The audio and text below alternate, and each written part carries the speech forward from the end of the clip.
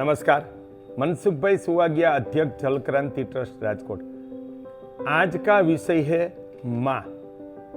जब मैं गिर जंगल में गोवेद महाग्रंथ लिखने गया तो अंदर से अंतस्फुरणा हुई कि हमें भारतीय संस्कृति को माँ शब्द अपनी जनता के लिए कहाँ से मिला।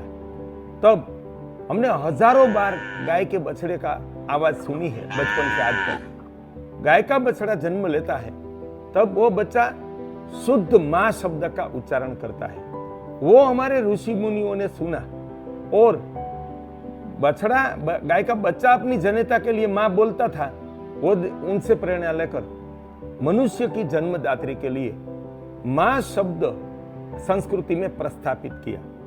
हमारे 4 वेद में अपनी जनता के लिए माँ शब्द है और उनके ऊपर से बा भी हुआ और बाद में बाप के लिए बाप जो निमित्त है जन्म का उनके लिए बाप नाम तय हुआ। और सभ्यता से बापू जी, पिताजी और पिताश्री, वो हमारे ऋषि मुनि भी वही संबोधन मातुश्री, माँ, बा और पिताजी, पिताश्री से ऋषि मुनि से लेकर हमारा रघुकुल, हमारा कुरुवंश, हमारे सभी राजा महाराजा से लेकर जंगल के आदिवासी तक पूरी प्रजा अपनी जनता को माँ कहती थी और बाप को बापूजी, पिताजी, पिताश्री वो कहती थी। हमारे देश में अंग्रेज आए तो उनसे कुप्रभावित होकर हमने माँ और पिताजी, पिताश्री जैसे महान गौरवप्रद शब्द को भूलकर हमने मम्मी, पापा, डैडी, डैड बोलना शुरू किया। वास्तव में भाषा नियम अनुसार मम्मी एवं डैड का अर्थ होता है मृत, कि भाई ये तो डेड है। डॉक्टर भी बोलते हैं जीव नहीं है, कि प्राण चला जाता है, तो कि डेड है, डेड बॉडी। तो क्या डेड बॉडी भी हम कहते हैं मृत शरीर को, और अपने जन्मदाता को हम डेड कह सकते हैं। डेडी, डेड से डेडी, तो वो उनका अर्थ भाषा नियम अनुसार होता है मृत्यु की ओर ले जाने वाला। उसी ही तरह ऐसे निकम्मे और लांछन रूप शब्द में हमारे महानगर से लेकर हम गांव तक, अरे जंगल तक हम उसके कुप्रभाव में आकर ऐसे गलत और लांछन रूप शब्द जो देवतुल्य माता पिता के लिए बोलने लगे। और वहां से नहीं रुके, हमने हमारी भारतीय संस्कृति के पूर्ण सभ्य वस्त्र भी हम भूल गए और आधा पौना नंगापन को हम अपनी आधुनिकता और गौरव मानने लगे। तो वो भी हमारी मानव सभ्यता के लिए लांछन है और अधर्म और संस्कृति के लांछन।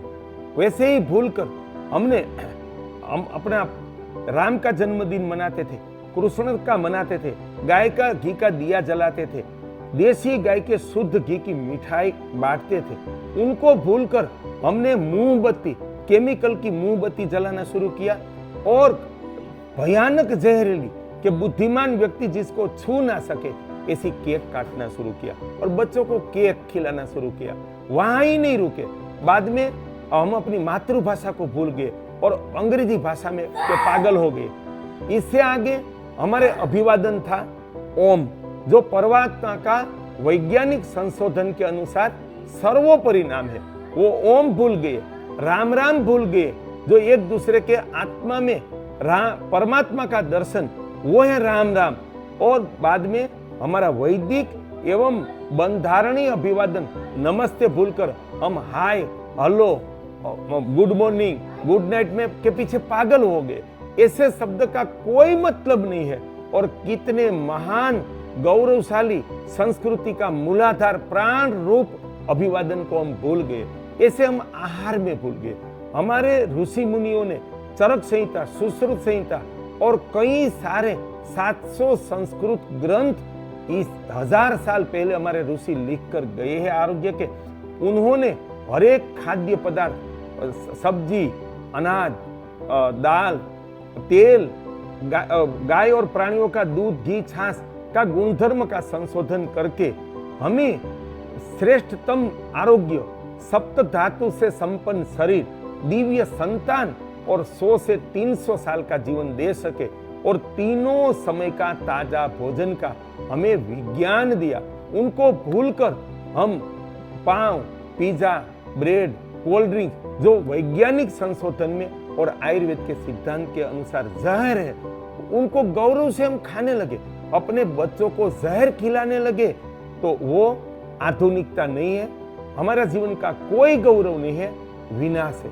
ये हमने, आप जानते हैं कि परमात्मा ने मुझे निमित्त बनाया, तो अपनी फैक्ट्री, उद्योग, आराम छोड़कर 26 साल का जीवन देकर देश को जल क्रांति, गो गिर कांकरेज गाय की क्रांति करके उनको 11 लाख 15 लाख तक पहुंचाकर वास्तव में पृथ्वी की गो क्रांति, गाय आधारित प्राकृतिक कृषि और दिव्य ग्राम योजना जिसका अभी भारत सरकार ने अमल किया, और ऐसी जंगल निर्माण की प्राकृतिक पद्धति, ऐसी 5 योजना प्रदान की, और गोवेद, जल क्रांति ग्रंथ, कृषि संहिता जैसे 8 ग्रंथ प्रदान किया। उनके साथ हमने 4 वेद और 500 शास्त्रों का अध्ययन किया। तो वो शास्त्र का अभ्यास और समाज के अभ्यास के अनुसार मैं कहता हूं कि आज हमारे घर में, हमारे समाज में 100 समस्या का कारण ये अंग्रेजी कल्चर का अंधा अनुकरण है, अंग्रेजी भाषा का पागलपन और अंग्रेजी शिक्षा है। आने वाला समय इससे भी बदतर आएगा। हमारी आने वाली पीढ़ी में ऐसी विश्व वंदनीय संस्कृति का नामो निशान मिट जाएगा। उसमें परिवर्तन करना, अगर हम परिवार बचाएंगे, समाज बचाएंगे, तो संस्कृति बचेगी, संस्कृति बचेगी तो भारत नाम का देश बचेगा। तो देशवासियों, ये सिर्फ अपनी पसंद नापसंद की बात नहीं है।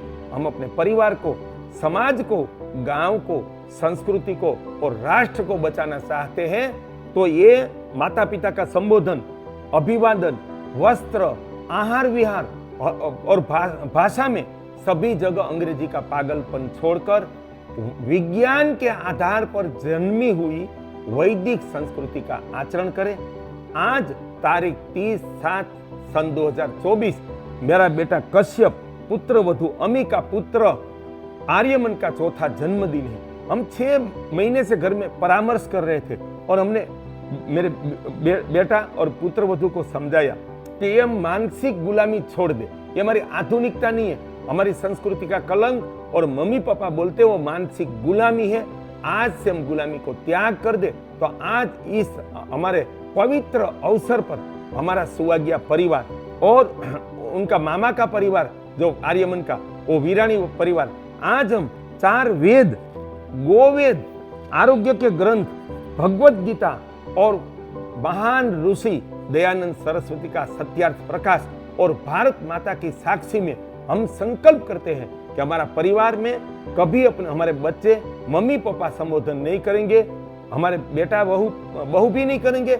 और मैं प्रतिज्ञा करता हूं कि मैं परिवार में तो नहीं बोलेंगे, लेकिन दूसरे के संबोधन में, मान लो मेरा मित्र है तो मैं कभी नहीं बोलूंगा कि आपके मम्मी क्या कर रहे हैं, पापा क्या कर रहे हैं, नहीं, आपकी माँ क्या कर रही है, मातुश्री क्या कर रहे हैं, आपके पिताजी को मेरा नमस्कार बोलना। ऐसा हम पूर्ण परमात्मा, भारत माता और शास्त्रों की साक्षी में हमारा परिवार संकल्प करता है कि आज से हम मम्मी पापा डैड जैसे कलंकित और मानसिक गुलामी के शब्द का संपूर्ण त्याग करते हैं। माता पिता के लिए हम माँ, बा, बापूजी, पिताजी, पितराश्री शब्द का संबोधन करते हैं। उनके साथ वो भी गौरव से कहता हूँ, हम कभी हाय हेलो गुड मॉर्निंग, हमारा बेटा बहू भी नहीं बोलते, हम नमस्ते, राम राम और ओम से ही बोलते हैं। भोजन के समय 3 बार ओम मंत्र का उच्चारण करके हम भोजन लेते हैं। हर एक तरीके में हमारे विवाह प्रसंगों में, हमारे घर में खाने पीने की, हम खुद गाय पालते हैं, गाय आधारित प्राकृतिक कृषि के सब्जी उगाते हैं और पूर्ण प्राकृतिक भोजन करते हैं। वैसे ही हम कितने अंधे हो गए कि हमारे परिवार में जो कोई स्त्री घर संभालती है उनको हम गृह लक्ष्मी या अन्नपूर्णा से संबोधित करते थे। अंग्रेज, उनके पास ऐसी कोई संस्कृति नहीं है, वो तो घर संभालने वाली स्त्री को हाउस वाइफ बोलते हैं। हाउस का मतलब है घर, वो मैं पढ़ा हूं। तो क्या कोई स्त्री कोई मकान की पत्नी हो सकती है? हम कितने अपमान करते हैं अपनी स्त्रियों का। तो ये कलंक भी हम हमारे घर में हम बोलते ही नहीं है। और समाज से आह्वान है कि घर संभालने वाली स्त्री को कभी हाउसवाइफ न बोले, वो स्त्रियों का भयानक अपमान है। घर संभालने वाली स्त्री को हम अन्नपूर्णा या गृह लक्ष्मी के नाम से ही संबोधन करेंगे। हम नारी का गौरव करेंगे और ये संस्कार हम अपने बच्चों को देंगे।